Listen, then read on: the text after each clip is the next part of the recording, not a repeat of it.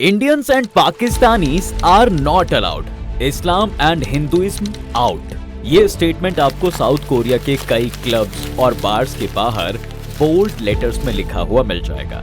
और south Korea ही क्यों, आंध्र प्रदेश के अनंतपुर चलकर ही देख लेते हैं, जहां किया मोटर्स के आसपास सभी रेस्टोरेंट्स केवल साउथ कोरियंस के लिए ही रिजर्व हैं। जी हाँ, वो डंके की चोट पर कहते हैं कि भाई strictly no entry policy for Indians. वाह, मानना पड़ेगा भाई कि इंडिया में भी साउथ कोरियंस का क्या स्वैग है, बिल्कुल वैसा जैसा ब्रिटिश राज में अंग्रेजों का होता था। वो भी बड़े चौड़ में रेस्टोरेंट्स के बाहर लिखवाते थे कि Indians and dogs are not allowed. मगर सरप्राइजिंगली ये वही साउथ कोरिया है जिसके लोगों को बचाने के लिए एक समय पर भारत सबसे पहले दौड़ा था। साल 1954 में जब ये देश घायल शेर की तरह अपनी आजादी के लिए जंग के मैदान में खड़ा था ना, तब इसके 2 लाख सिपाहियों को मेडिकली ट्रीट करने का काम भारत ने ही किया था। ऐसे में सवाल आता है कि कहां गई वो ग्रेटफुलनेस जो साउथ कोरियंस में होनी चाहिए थी। भारत के हिस्से आखिर इतनी नफरत क्यों? इंडिया ने ऐसा क्या किया है और नफरत की जड़ें आखिर कहां तक फैली हुई हैं? मुझे बस में कई लोगों के सामने डर्टी, स्मेली और ना जाने क्या क्या बोला गया। ये कहना था दोस्तों भारत के बोनोजीत हुसैन का, जिनके साथ साउथ कोरिया में चलती बस में डिस्क्रिमिनेशन हुआ था। लेकिन ये अकेले नहीं हैं, बल्कि इनके जैसे कई भारतीय हैं जो कोरिया में इसी तरह के रेसिज्म का सामना करते हैं। बस फर्क इतना है कि बोनोजीत ने साल 2009 में ही इसके खिलाफ अपनी आवाज बुलंद कर दी थी और वहीं की पार्लियामेंट तक को हिलाकर रख दिया था। दरअसल बोनोजीत साल 2007 में सोंग कोंग हुई यूनिवर्सिटी से अपनी मास्टर्स करने के लिए साउथ कोरिया आए थे। वहां उनके काम और रिसर्च से इंप्रेस होकर खुद कोरियन यूनिवर्सिटी ने उन्हें प्रोफेसर की नौकरी पर हायर किया था। मगर वो ये नहीं जानते थे कि हाईटेक दिखने वाले इस देश में भी उनके साथ ऐसा कुछ हो सकता है, जैसा कभी महात्मा गांधी को साउथ अफ्रीका में फेस करना पड़ा था और जैसे उन्होंने इसके खिलाफ आवाज भी उठाई थी।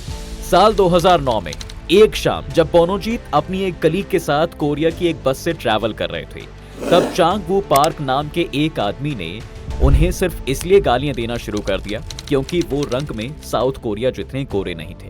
बात तब ज्यादा बढ़ गई जब उनकी कोरियन कलीग को भी एक इंडियन के साथ बैठने के लिए गाली दी जाने लगी। और चौंकाने वाली बात तो ये थी कि बस में बैठे कोरियन लोग भी उस आदमी को सपोर्ट करते हुए बोनोजीत को ऐसे रिएक्शन दे रहे थे जैसे रंग में काला होना उनकी सबसे बड़ी गलती थी। इस इंसल्टिंग घटना के बाद बोनोजीत इस कदर टूट गए कि उन्हें जस्टिस चाहिए था और इसे पाने के लिए उन्होंने कानून का दरवाजा खटखटाया। मगर यहाँ भी उनकी बेइज्जती ही हुई क्योंकि पुलिस ये मानने तक को तैयार नहीं थी कि यूनिवर्सिटी प्रोफेसर की पोस्ट पर भी कोई काला आदमी भी जॉब कर सकता है। उनको लगा कि बोनोजीत एक माइग्रेंट लेबर है जो फालतू का ड्रामा कर रहे हैं इस बदसलूकी के खिलाफ। लेकिन बोनोजीत ने चुप्पी नहीं थामी और नस्लीय भेदभाव के केस को लेकर सीधा पहुंच गए भैया national human rights commission council के दरवाजे पर। फिर तो उनके इस स्टेप से जो हंगामा मचा है उससे साउथ कोरियन गवर्नमेंट और ऑपोजिशन पार्टीज तक के कान खड़े हो गए। साउथ कोरियन मीडिया से लेकर न्यूज़पेपर तक में बोनोजीत छा गए। लेकिन कमाल की बात तो ये थी कि ज्यादातर न्यूज चैनल्स इस डिस्क्रिमिनेशन के सपोर्ट में ही बात कर रहे थे। वहीं ग्लोबल मीडिया बोनोजीत को रेसिज्म के खिलाफ एक बड़ा हीरो समझ रही थी क्योंकि उनकी जाबाजी ने लगभग 1 लाख इंडियन माइग्रेंट वर्कर्स के साथ हो रहे रेसिज्म के इशू को रेस जो कर दिया था। नतीजा ये हुआ कि बोनोजीत को माइग्रेंट वर्कर्स का खुलकर सपोर्ट मिला और साउथ कोरिया के पार्लियामेंट तक को एंटी रेसिज्म बिल पास करने के बारे में सोचना पड़ा। अब क्योंकि तब तक साउथ कोरिया में फॉरेनर्स के खिलाफ होने वाले डिस्क्रिमिनेशन को लेकर कोई कानून नहीं था, इसलिए बोनोजीत को अब्यूज करने वाले अपराधी को केवल कुछ वार्निंग्स के साथ छोड़ दिया गया। लेकिन एंटी रेसिज्म के खिलाफ उठी इस आंधी ने साउथ कोरियन गवर्नमेंट को भी ये मानने पर मजबूर कर दिया कि उनके देश में रेसिज्म एग्जिस्ट करता है। परिणाम ये हुआ कि 2014 में जब यूनाइटेड नेशंस ने भी साउथ कोरिया की इस सीरियस प्रॉब्लम को हाईलाइट किया, तब उन्हें भी प्रेशर में आकर इसके खिलाफ कानून बनाना ही पड़ा। हालांकि इससे पहले भी एंटी डिस्क्रिमिनेटरी लॉ को पास करने की कई कोशिशें हुई थी, लेकिन साल 2016 में साहब जब एक्चुअली साउथ कोरिया की जस्टिस पार्टी ने इस बिल को पास किया तो साउथ कोरिया की सड़कों पर पूरी दुनिया ने एक बड़े हंगामे को विटनेस किया। यहाँ के खुद के लोग एंटी डिस्क्रिमिनेटरी लॉ के खिलाफ अपनी मांगों को लेकर धरने पर उतर आए। हालात इतने खराब हो गए कि सत्ता में बैठी पार्टी की सरकार खतरे में आ गई। आम जनता तो छोड़िए साहब, यहाँ की बड़ी बड़ी क्वालिफाइड कंपनीज तक ये नहीं चाहती थी कि रेसिज्म को खत्म करने वाला कोई भी बिल लागू हो। मजबूरन यहाँ की खुद की सरकार को ये बिल खारिज करना पड़ा। फिर साल 2020 में भी कोरिया में दोबारा से इस बिल को पास करने की कोशिश की गई, लेकिन अंजाम वही रहा। कुल मिलाकर यहाँ के लोग चाहते ही नहीं है कि देश में जेंडर और कलर को लेकर होने वाला भेदभाव खत्म हो। और ये हाल उस एडवांस्ड देश का है जिसकी 98% से भी ज्यादा आबादी हाईली एजुकेटेड है। कमाल की बात है यार। यहाँ खुलेआम लोगों को उनकी खूबसूरती के लिए जज किया जाता है और ये आम जनता को बिल्कुल नॉर्मल लगता है। जमीन पर हकीकत इतनी कड़वी है कि इस देश में जॉब के लिए भी स्किल से ज्यादा ब्यूटी को तवज्जो दी जाती है। यानी आपके पास स्किल्स कम हो तो चलता है भाई, लेकिन अगर आपका चेहरा चांद सा खूबसूरत नहीं है ना, और आपके पास बेदाग गोरापन नहीं है, तो एक रिस्पेक्टेड नौकरी तो भूल ही जाइए, क्योंकि उनकी नजर में शायद आप ये डिजर्व ही नहीं करते हैं। मगर सोचने वाली बात है कि खूबसूरती को लेकर आखिर इतना ऑब्सेशन क्यों है भाई? इस देश में लोग अकल से ज्यादा शक्ल से क्यों काम ले रहे हैं? दरअसल साउथ कोरिया में खूबसूरती का ऑब्सेशन आज से नहीं है, बल्कि दशकों से चला आ रहा है। यहाँ रहने वाले यूथ के ऊपर करियर से ज्यादा खूबसूरत दिखने का सोसाइटल प्रेशर होता है। अगर आप खूबसूरत नहीं दिखते हो तो ना तो आपके रिलेशनशिप्स बन पाएंगे और ना ही आपसे कोई दोस्ती करेगा। अगर आप सुंदर हैं तो मल्टी बिलियनियर कंपनी आपको सबसे पहले हायर करेगी। साउथ कोरिया में जॉब क्वालिफिकेशन की रिक्वायरमेंट ही यही होती है कि आपका दिलनशी चेहरा ज्यादा से ज्यादा कस्टमर्स को अट्रैक्ट करे। इसके लिए पहले ही आपसे फोटोज, हाइट और ब्यूटी स्टैंडर्ड्स की सारी जानकारी ले ली जाती है। अगर आप उन पर खरे उतरते हैं तो नौकरी पक्की, वरना थोड़ा और मेकअप पोत कर आइएगा। और अगर पैसे हैं तो प्लास्टिक सर्जरी करवा लीजिए। आज साउथ कोरिया में वर्किंग कंडीशन के हाल इतने बुरे हो चुके हैं कि हर साल यहाँ 20% से भी ज्यादा यूथ प्लास्टिक सर्जरी कराती है, फिर चाहे इसके लिए उन्हें कितने ही जोखिम भरे ब्यूटी ट्रीटमेंट से क्यों ना गुजरना पड़े। और सरप्राइजिंगली कोरियन गवर्नमेंट भी इस रेसिस्ट ट्रेंड को खुलेआम सपोर्ट करती है। तभी तो कोरिया के कई सोशल मीडिया प्लेटफॉर्म्स पर जॉब से पहले प्लास्टिक सर्जरी करवाने के एडवर्टाइजमेंट खुलेआम चलते हैं। इस कदर गोरेपन को लेकर पागलपन कोरियंस में इसलिए भी है दोस्तों, क्योंकि इस देश में वेस्टर्न कंट्रीज का इन्फ्लुएंस तेजी से बढ़ा है। अपनी आजादी के बाद से ही ये देश अमेरिका का अलाय रहा है और वहाँ के व्हाइट कल्चर का इन्फ्लुएंस धीरे धीरे साउथ कोरिया में बढ़ता चला गया। आज सिचुएशन ये है कि अगर आप मार्केट में top beauty products and cosmetics brands खोजने जाओगे तो आपको इस देश का नाम सबसे ऊपर मिल जाएगा। बूढ़े तो बूढ़े, कोरिया के बच्चे बच्चे तक खुद को अपीयरेंस में एक सुपर मॉडल बनाने में लगे रहते हैं। कहा जा सकता है कि सुंदरता की यही क्रेजनेस इंडिया में लैक करती है और हम कहीं ना कहीं इनके ब्यूटी स्टैंडर्ड्स पर खरा नहीं उतरते। इसलिए इंडियंस को साउथ कोरिया में रंग को लेकर भेदभाव का झेलना पड़ता है। अब क्योंकि ज्योग्राफिकली कंडीशन के चलते भी ज्यादातर इंडियंस रंग में सांवले होते हैं, इसलिए हम उनके परफेक्ट ब्यूटी अपीयरेंस में फिट नहीं होते। ऐसा केवल हम नहीं कह रहे हैं, बल्कि साउथ कोरिया में पहले से रहने वाले कई इंडियंस का भी मानना है। वो भी बताते हैं कि कैसे जब वो मेट्रो सीट्स पर बैठते हैं तो उनके आसपास बैठे कोरियंस साथ बैठना पसंद तक नहीं करते।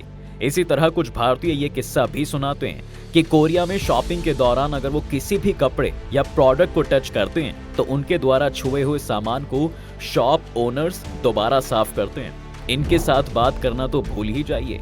कई कोरियंस तो इंडियंस के करीब खड़ा होना भी पसंद नहीं करते, जैसा कि हमें कोई बीमारी हो। इतने हाईली एडवांस होने के बाद भी साउथ कोरिया के लोग भारत को केवल एक पुअर डेवलपिंग नेशन की तरह ही देखते हैं। अब ऐसा इसलिए भी है क्योंकि साउथ कोरिया में कई Indian migrant workers cleaning, swapping और फिश कैचिंग जैसे जॉब करते दिख जाते हैं। ऐसे में इस देश के लोगों को लगता है कि भारत केवल एक गरीब देश है और यहाँ के लोग भद्दे दिखाई देते हैं। वहीं गोरे अमेरिकन इनके लिए खूबसूरती की मूरत से कम नहीं है भाई। जी हाँ, उनके प्रति इनका बिहेवियर काफी वेलकमिंग है। कैफे से लेकर रेस्टोरेंट्स, बार्स तक में एंट्री पर कोई रेस्ट्रिक्शंस नहीं है और ये सब सिर्फ इसलिए क्योंकि ये ज्यादा गोरे दिखाई देते हैं। सुनने में ये ख्याल दकियानूसी जरूर लगता है, लेकिन भारत को लेकर कोरिया का ये रेसिस्ट रवैया उनकी लिमिटेड डाइवर्सिटी के चलते भी है। दरअसल इस देश की सबसे बड़ी खामी, या यूं कह लीजिए कि सबसे बड़ा इशू यही रहा है कि यहाँ कल्चरल डाइवर्सिटी ना के बराबर है। हिस्टोरिकली कोरियंस का ओरिजिन सेंट्रल एशिया मंगोलिया से रहा है, जेनेटिकली इनके सबसे क्लोजेस्ट जीन्स भी जापान या फिर चाइना से हैं। इसका मतलब यह है कि यहाँ के लोग एक ही कलर और जीन्स के साथ पैदा हुए हैं। इनका कल्चर भी सेम है, ये एक तरह का खाना खाते हैं, एक ही फेस्टिवल्स को मनाते हैं, एक तरह के रिलीजन को फॉलो करते हैं और यहाँ तो कि एक ही तरह की भाषा भी बोलते हैं। इनके ऊपर भी इनका माइग्रेशन लेवल बिल्कुल ना के बराबर है, तो जाहिर है भाई कि लोगों को बाकी नस्ल और कल्चर की नॉलेज कम है। यहाँ के लोगों में एक आम धारणा है कि नेशन जेनेटिक रेस के बलबूते पर चलता है। बचपन से ही रेसिस्ट कार्टून और रेसिस्ट न्यूज चैनल्स के जरिए भी उन्हें यही देखने को मिला है कि खूबसूरत होना कितना जरूरी है और कोरियन जेनेटिक्स रेस में काफी आगे है। हाँ, ये जरूर है कि अमेरिकन और वेस्टर्न कल्चर का इन्फ्लुएंस कोरिया में आजादी से ही ज्यादा रहा है, लेकिन इंडियन कल्चर और डाइवर्सिटी की समझ इनके पास बेहद ही लिमिटेड है। तभी तो ये देश आज भूल गया है कि भारत उन देशों में से एक है भाई जिन्होंने कोरियन वॉर में साउथ कोरिया के लिए इंडियन आर्मी की 60th पैराशूट फील्ड एम्बुलेंस को भेजा था। इन सिपाहियों ने वीरता दिखाते हुए युद्ध में घायल 2 लाख कोरियन लोगों को मेडिकली ट्रीट किया था। ये वो दौर था जब भारत खुद नया नया आजाद हुआ था। हमारे पास ना तो रिसोर्सेज थे और ना ही हम एक डेवलप्ड नेशन थे, बल्कि इसके उलट तब भारत की राजनीति में एक अलग ही उथल पुथल मच रही थी। साउथ कोरिया के साथ भारत के कोई डिप्लोमेटिक रिलेशन नहीं थे, लेकिन फिर भी हमारा देश इनकी मदद के लिए आगे आया था। आज भारत उन चंद देशों में से एक है जो साउथ कोरियन कल्चर के लिए एक वेलकमिंग एटीट्यूड रखता है।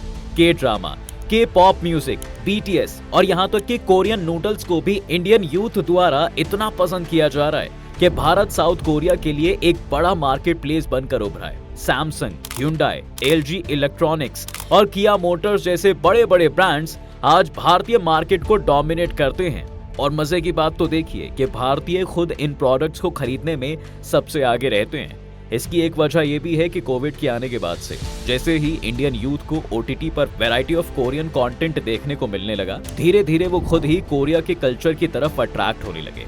इसी का नतीजा है कि इंडियन यूथ के बीच एक बड़ी आबादी ऐसी है जो बीटीएस के पीछे पागल हैं भैया। पिछले साल भी जब एक कोरियन ब्लॉगर इंडिया आई थी और सड़कों पर कुछ लोगों ने उन्हें मोलेस्ट करने की कोशिश की थी, तो उन्हें रोकने के लिए भी एक भारतीय आगे आया था। खुद मुंबई पुलिस ने भी इन लोगों के खिलाफ एक्शन लेने में देर नहीं लगाई थी।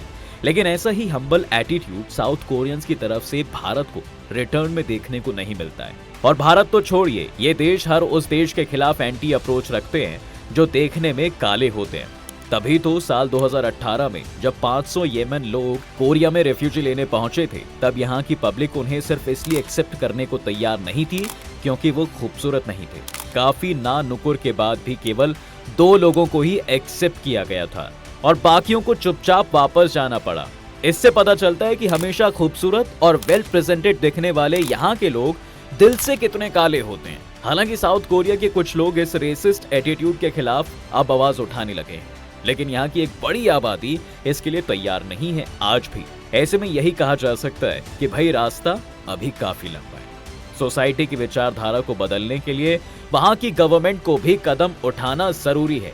कभी सिनेमा के माध्यम से तो कभी एड और एजुकेशनल वीडियोस के माध्यम से लोगों के ओपिनियन को चेंज करना बहुत जरूरी है।